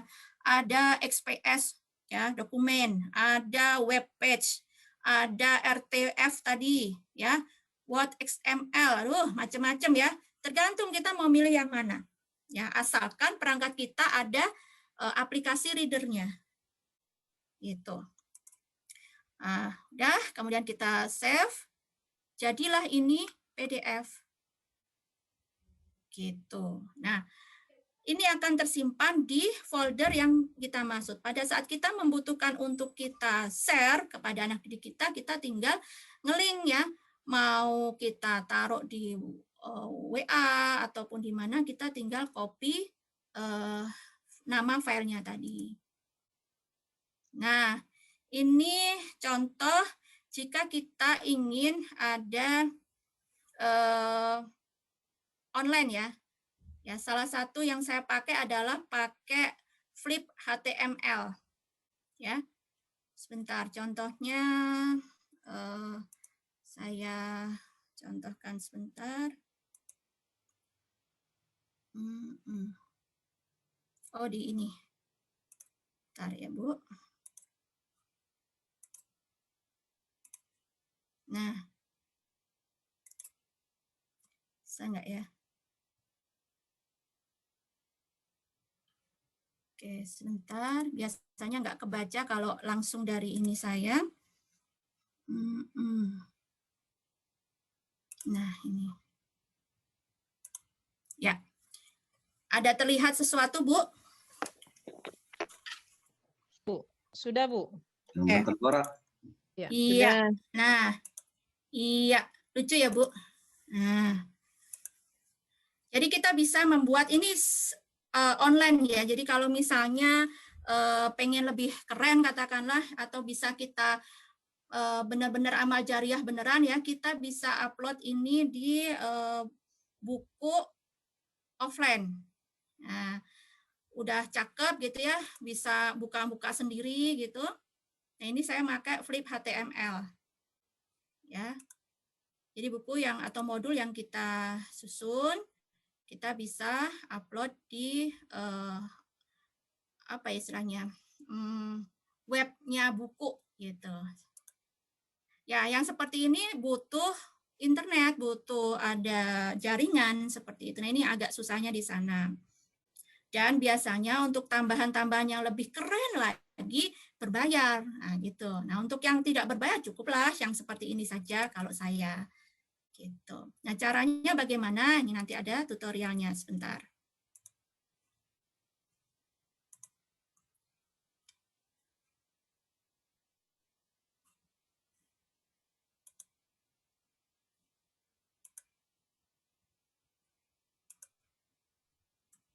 Nah, tadi kan kita sudah punya file PDF ya dari materi yang sudah kita bikin atau modul yang sudah kita bikin. Kemudian kita ke browser ya, ke browser.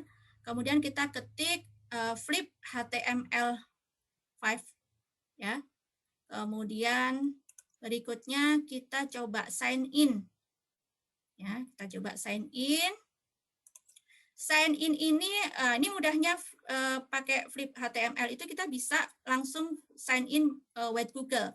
Ya, tentunya kita punya email masing-masing kan ya, gitu di HP kita masing-masing atau di laptop kita masing-masing. Kemudian kita bisa sign langsung with Google. Nah, kalau saya lebih suka pakai sign in yang by email, kemudian ada passwordnya ya, seperti itu. Nah, ini contohnya. Jadi saya memakai langsung email. Nah, berikutnya ini yang akan muncul setelah kita masuk. Ya, bagaimana kita mengupload buku kita ataupun modul kita? Kita pencet quick upload. Ya, quick upload.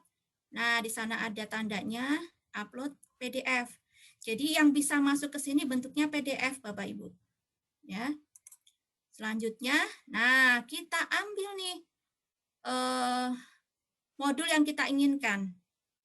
Ya, kita open.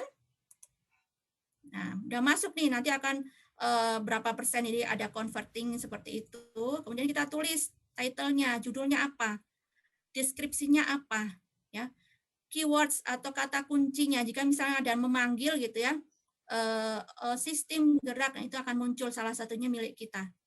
Kategorinya apa? Nah, biasanya karena kita guru, kita juga menyusun modul untuk pembelajaran, kita pilih education, kemudian apply. Ya, jadilah buku kita. Ya. Nah, untuk men-share linknya bagaimana?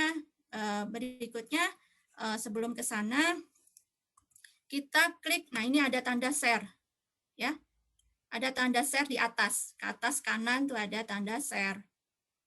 Ya, begitu kita klik yang itu, akan muncul ini. Nah, sekarang kan lagi zamannya QR ya, QR code ya. Ini bisa kita share yang ini, yang QR-nya, atau yang link-nya. Ya, kita blok, kita copy, ya. Oke, berikutnya kita tulis copy. Nah, udah selesai ya. Itu bisa langsung kita pastekan di grup WA ya dari anak didik kita. Ya, seperti itu. Oke, berikutnya sampai di mana nanti kita? Oke.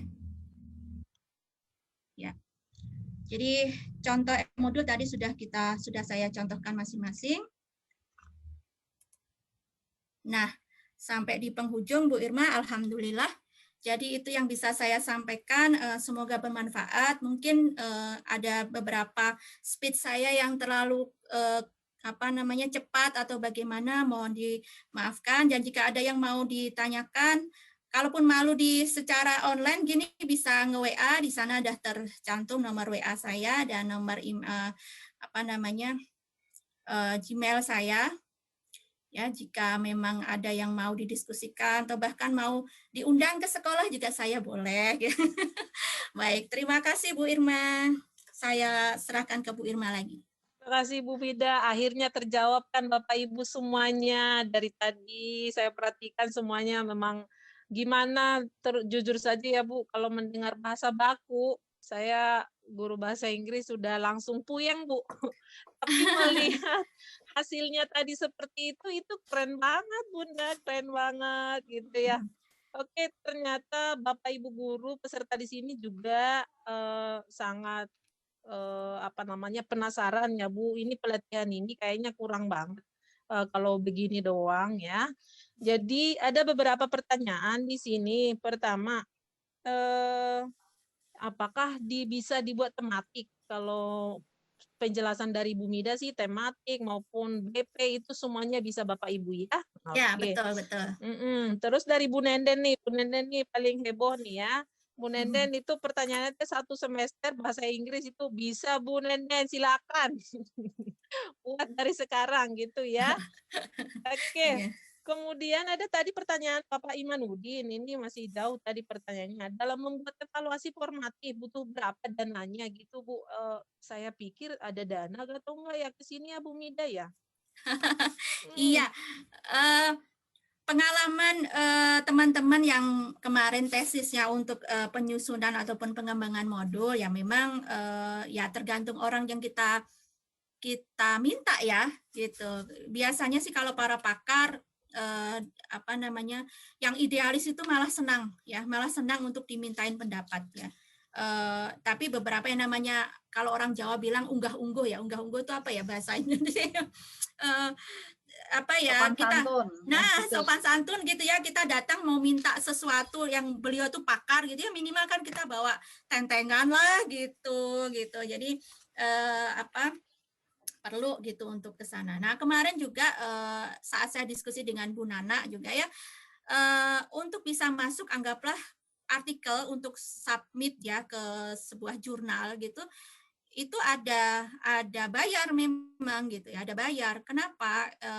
Gimana kita menghargai ilmu dari Bapak Ibu tersebut gitu, dari para pakar ya, ada tapi itu artinya dalam sebuah lembaga saat kita mau mensubmit atau mempublish buku atau modul kita, artikel kita gitu. Nah, itu ada ya sedikit berapa lah gitu ya, ditentukan oleh si jurnal tersebut gitu. Untuk apa ya? Untuk minimal mengapresiasi dari orang-orang yang sudah ada di dalam lembaga tersebut gitu.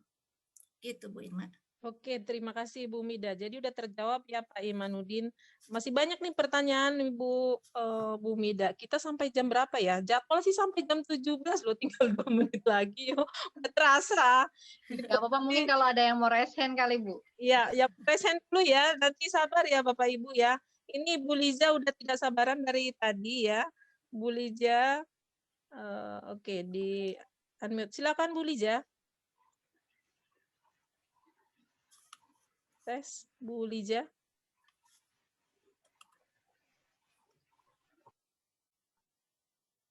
Oke, Mungkin bisa.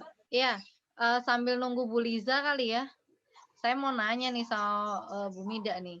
Oh, Kan iya, kalau silakan. untuk IGI itu khususnya IGI kan banyak para trainer ya. Nah, untuk ketika melatih atau mungkin membawakan suatu materi itu kan sangat perlu banget punya e-modul. Jadi selain para trainer itu mengajarkan secara teknisnya bagaimana, tapi juga punya e-modulnya gitu kan.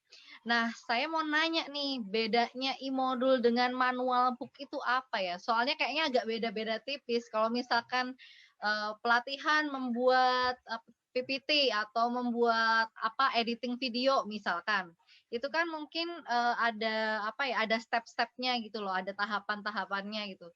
Nah, bedanya untuk manual book dengan yang e-modul itu di mana gitu? Coba bisa dibantu Bu Mida. Pada dasarnya tadi yang Bu Nana bilang bahwa nggak beda jauh sih.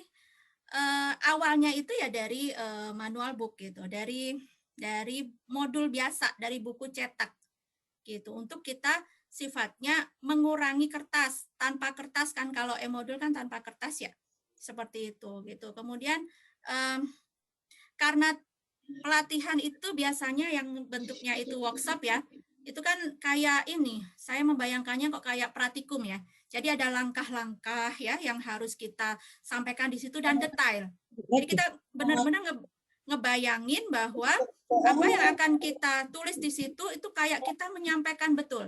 Nah, misalnya kemarin waktu Bu Nana main ke rumah saya itu ada pelatihan apa tuh ya Bu Nana ya, bikin gambar-gambar gitu ya kalau nggak salah ya. Oh, nah, sketchbook itu. Nah, ini ada nih narasumbernya, Bu Alin, Bu Alin Angelina. Nah, sketchbook. Ini ada nih narasumbernya yang waktu itu saya lagi main tuh sambil nge-host. Iya, kita sharing aja ya Bu Alin ya. Itu yang apa Ibu sampaikan gitu, langkah-langkahnya. Nah, itu tertulis semuanya di dalam e-modul tersebut gitu. Nggak ada bedanya dengan anggaplah misalnya Ibu mengirim ya. Dulu pernah ya kita ngebayanginnya udah bayar, gimana ini fasilitasnya, ada name tag, ada kan kalau webinar kayak gini ngapain juga pakai name tag gitu kan ya, ada kaos dan sebagainya, buku yang penting kan gitu kan ya. Nah, kita harus mengirim dan sebagainya, itu betapa ribetnya. Nah, ini ya pentingnya ada kita paham e-modul gitu kan, tinggal masukin itu di dalam WAG gitu ya, WA group, kita kasih filenya, ini loh modulnya seperti itu.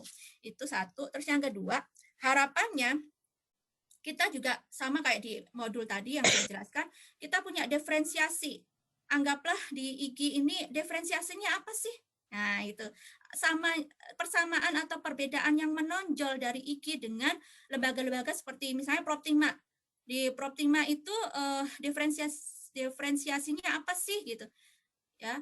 Harusnya ada beda antara IG dan Proptima, atau apakah subjeknya, apakah mungkin ada lebih detailnya, atau mungkin ada identitasnya dan sebagainya. Ya, itu aja sih Bu Nana kalau menurut saya.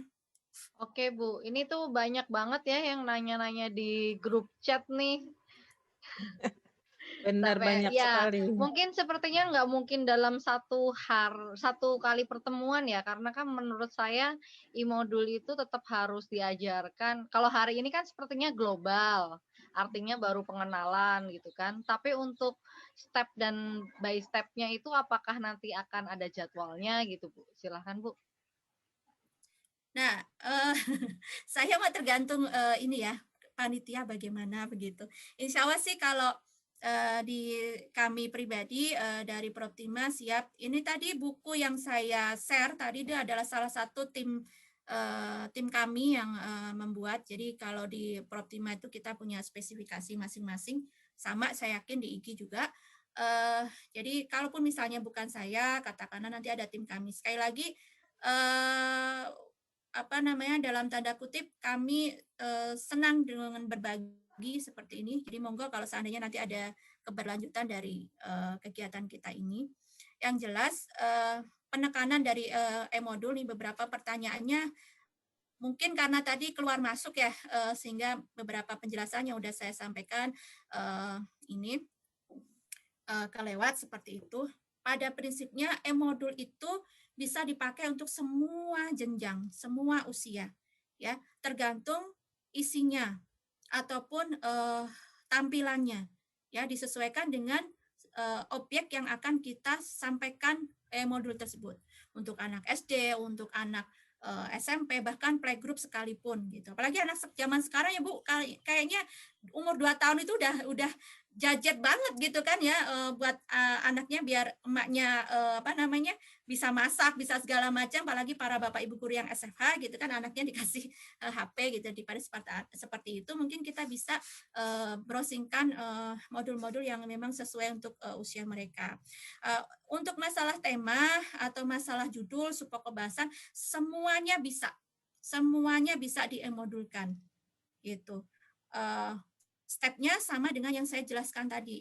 Goalnya apa? Mau dibikin satu buku untuk satu tema atau satu buku untuk 1 tahun, 1 semester, sama aja. Bisa di-modulkan seperti itu.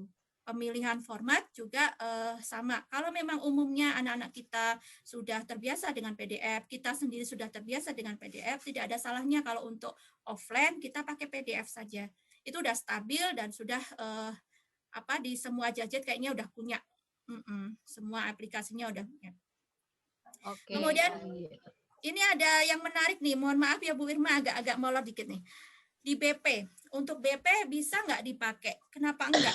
Gitu. Ini kayak manual book ya Bu Nana, kalau misalnya BP ya.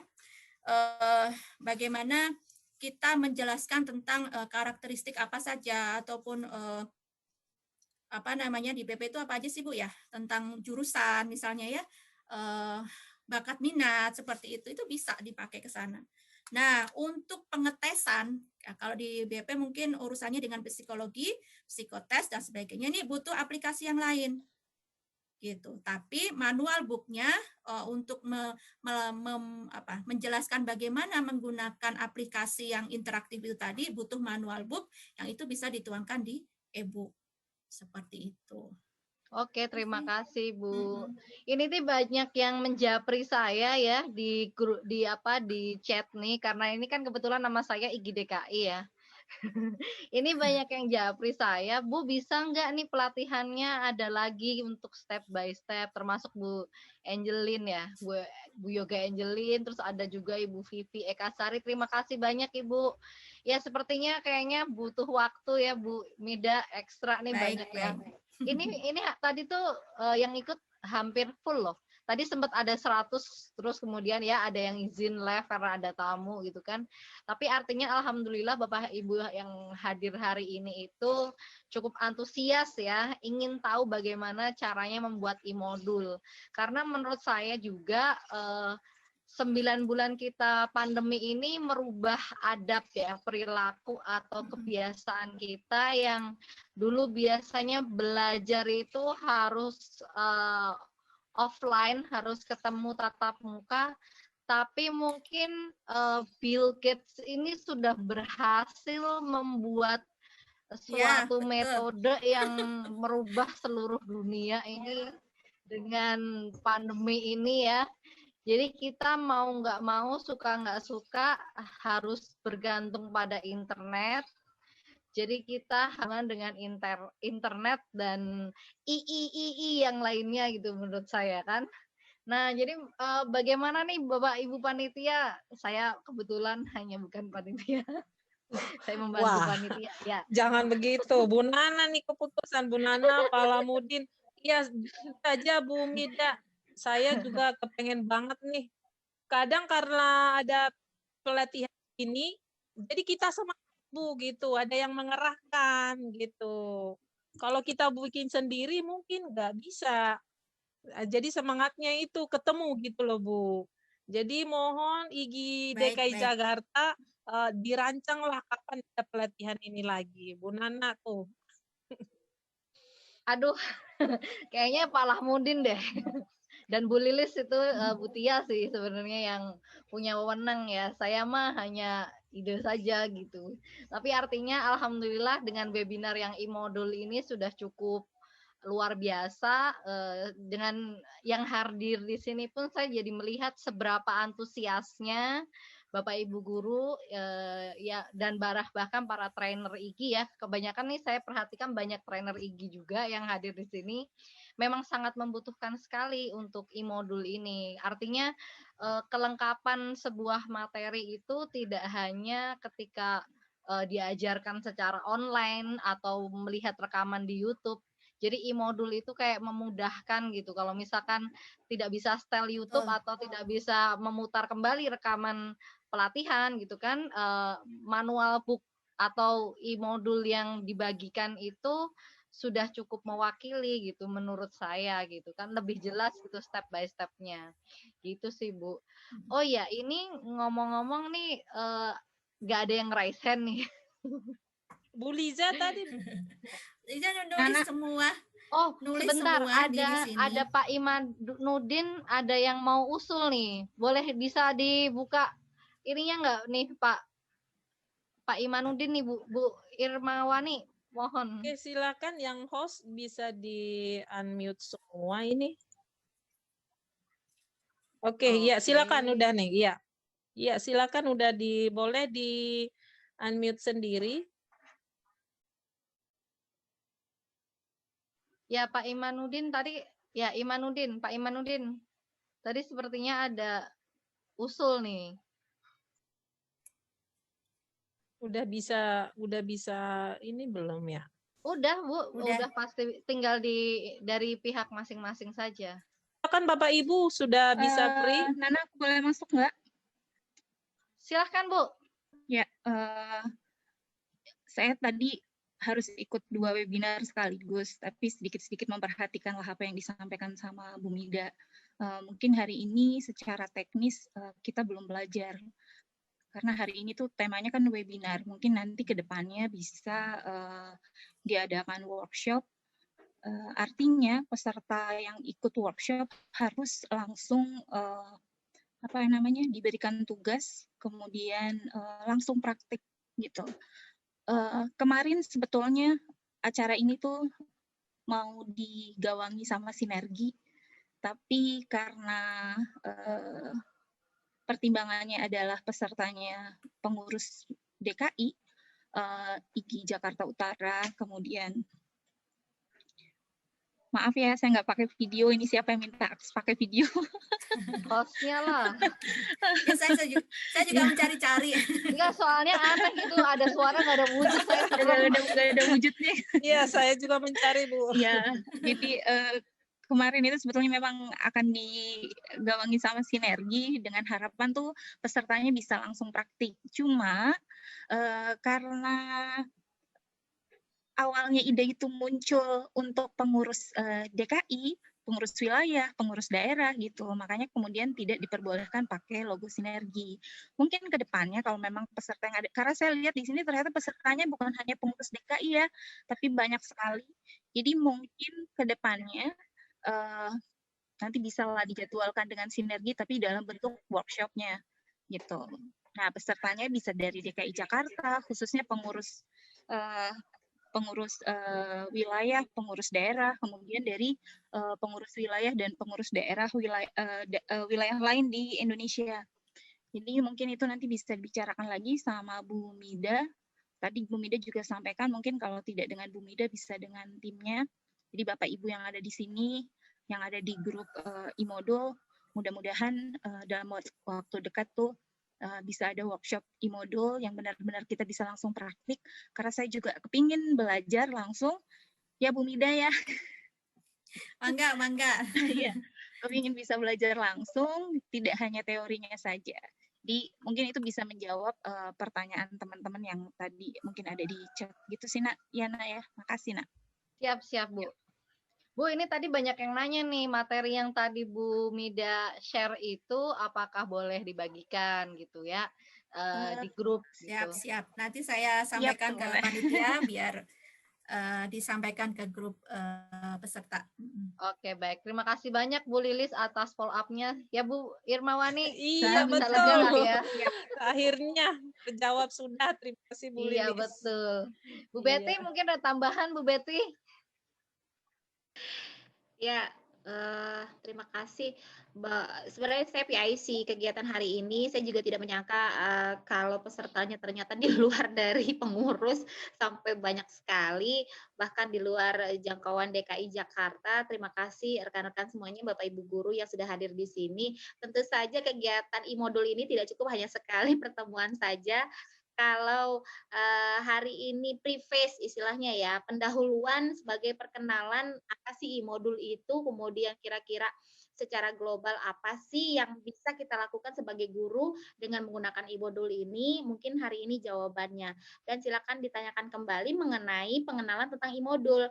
Nanti sekiranya ada hal-hal secara teknis yang ingin dikembangkan kembali dengan kegiatan pelatihan misalkan 32 jam atau 64 jam dan seterusnya berupa produk, nah harus disiapkan pula oleh guru-gurunya. Siapkah guru-guru yang akan menjadi peserta untuk membuat produk tersebut, karena tanggung jawabnya juga pasti ada ya. Sekali lagi terima kasih Bu Mida, karena kali ini saya sangat luar biasa bersyukur ada di sini dan juga rekan-rekan lainnya. Monggo dilanjutkan buat pertanyaan lain. Oh, saya mau nanya nih Bu ya. Saya langsung mulai ya. Silakan. Gini Bu, Bu Mida, kira-kira dari betul saya setuju kalau e-modul ini adalah produk digital yang sangat bermanfaat ya. Namun kira-kira dari sisi Bu Mida sendiri pastinya biar objektif nih ya penilaiannya, sebenarnya plus minus dari e-modul itu sendiri untuk bahan pembelajaran itu apa sih Bu gitu. Kita kan harus melihat dari dua sisi mata uang ya. Segala sesuatu tuh pasti ada positifnya, ada juga kekurangannya gitu. Ada kelebihan, ada kekurangan. Nah, dari sisi kekurangannya ini apa sih dari kelebihannya sendiri itu yang sangat spesifik tadi sudah disebutkan. Tapi boleh diulang lagi kembali, nggak apa-apa. Dan kekurangannya apa, Bu? Terima kasih.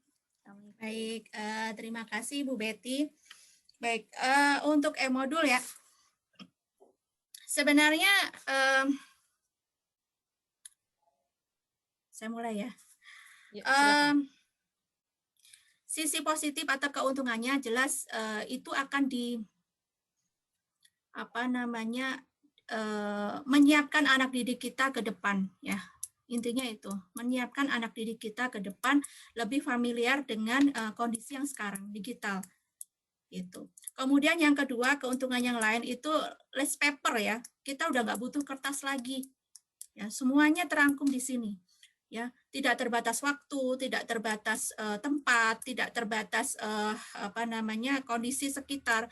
Paling sisi negatifnya adalah yang kita hadapi adalah anak didik yang bagaimana, latar belakang keluarganya bagaimana, ya. Kenapa? Karena pengaruhnya ke perangkat yang digunakan.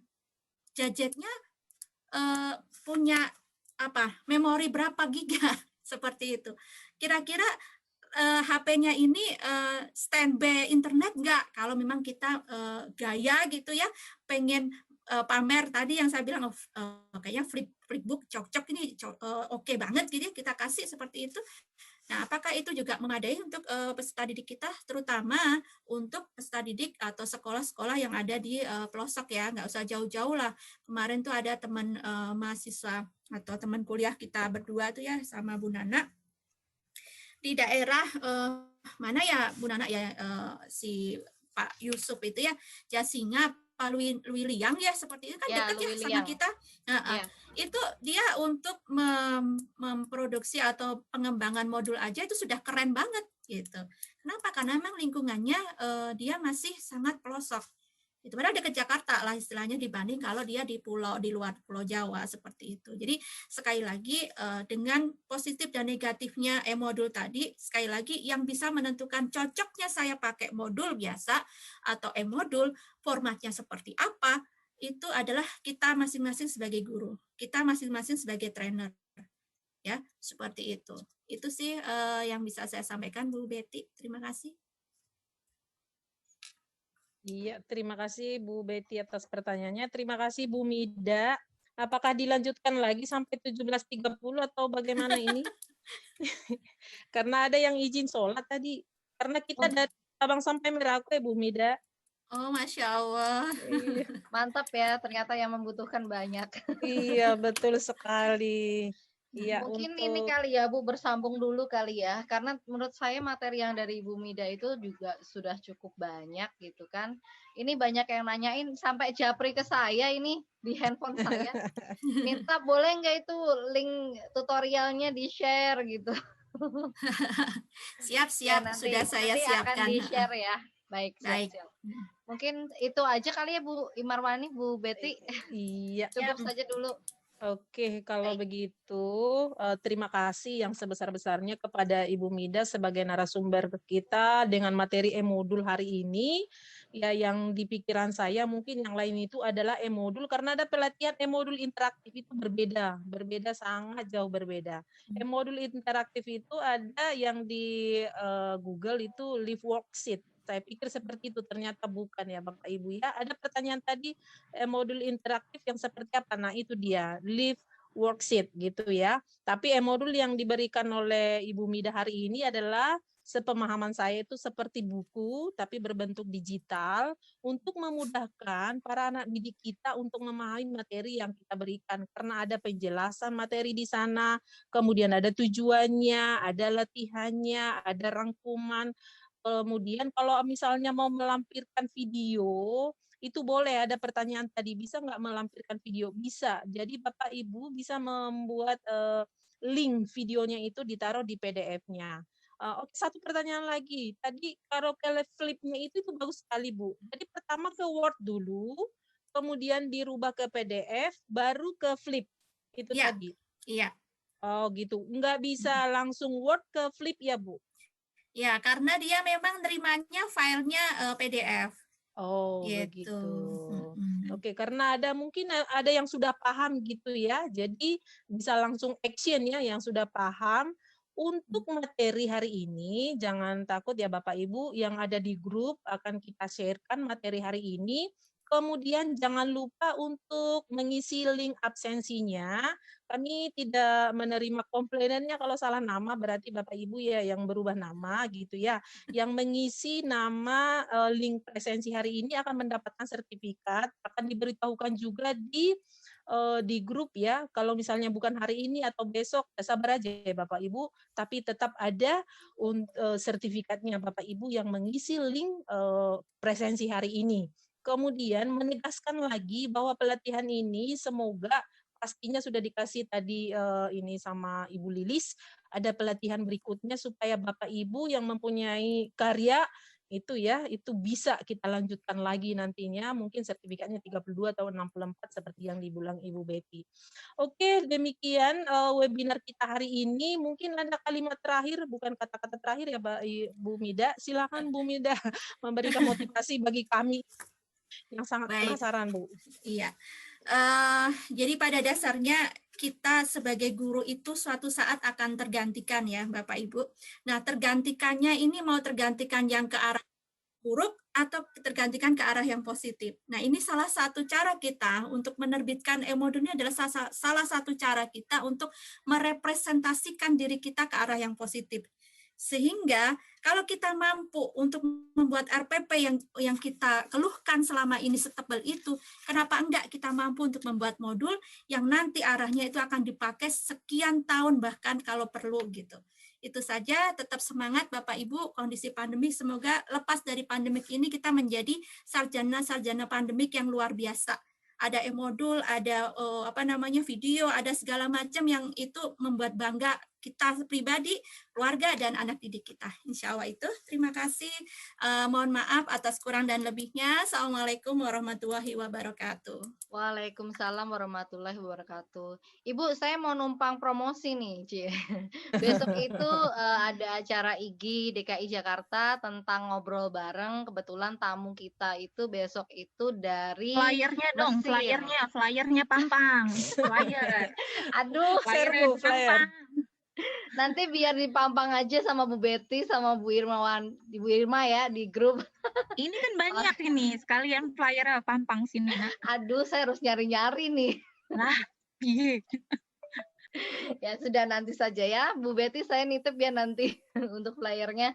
Nah, ini penting banget bagaimana kita bisa tahu pendidikan di Mesir.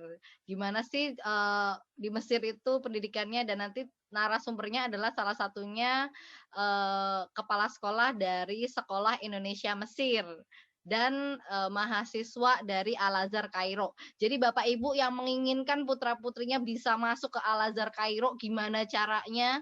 Atau Bapak Ibu yang pengen punya mimpi bisa atau kerjasama dengan Sekolah Indonesia Mesir, Kairo, itu bisa datang dan langsung stay tune, langsung nanya gitu kan, karena kita sifatnya ngobrol santai. Gitu aja Bu, terima kasih banyak. Oke, terima kasih Bu Nina. Bu Nina lagi kan jadi salah. Bu Nana. Iya Bu. Terima kasih. Ya, oke Bapak Ibu yang berbahagia pada hari ini, terima kasih atas kehadirannya. Mohon maaf apabila ada kekurangan kesalahan yang kami tidak sengaja. Mohon dibuka pintu maafnya yang sebesar-besarnya.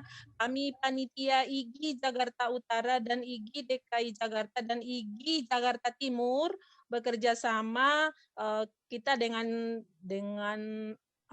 moto kita ya, growing together, sharing and growing together gitu ya.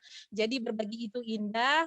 Sekali lagi kami mengucapkan terima kasih yang sebanyak-banyaknya. Yang ada di grup mohon tidak keluar lagi untuk kelanjutan webinar ini. Demikian dari kami panitia. Terima kasih. Saya serahkan kepada Ibu host, Ibu Betty. Silakan Ibu Betty.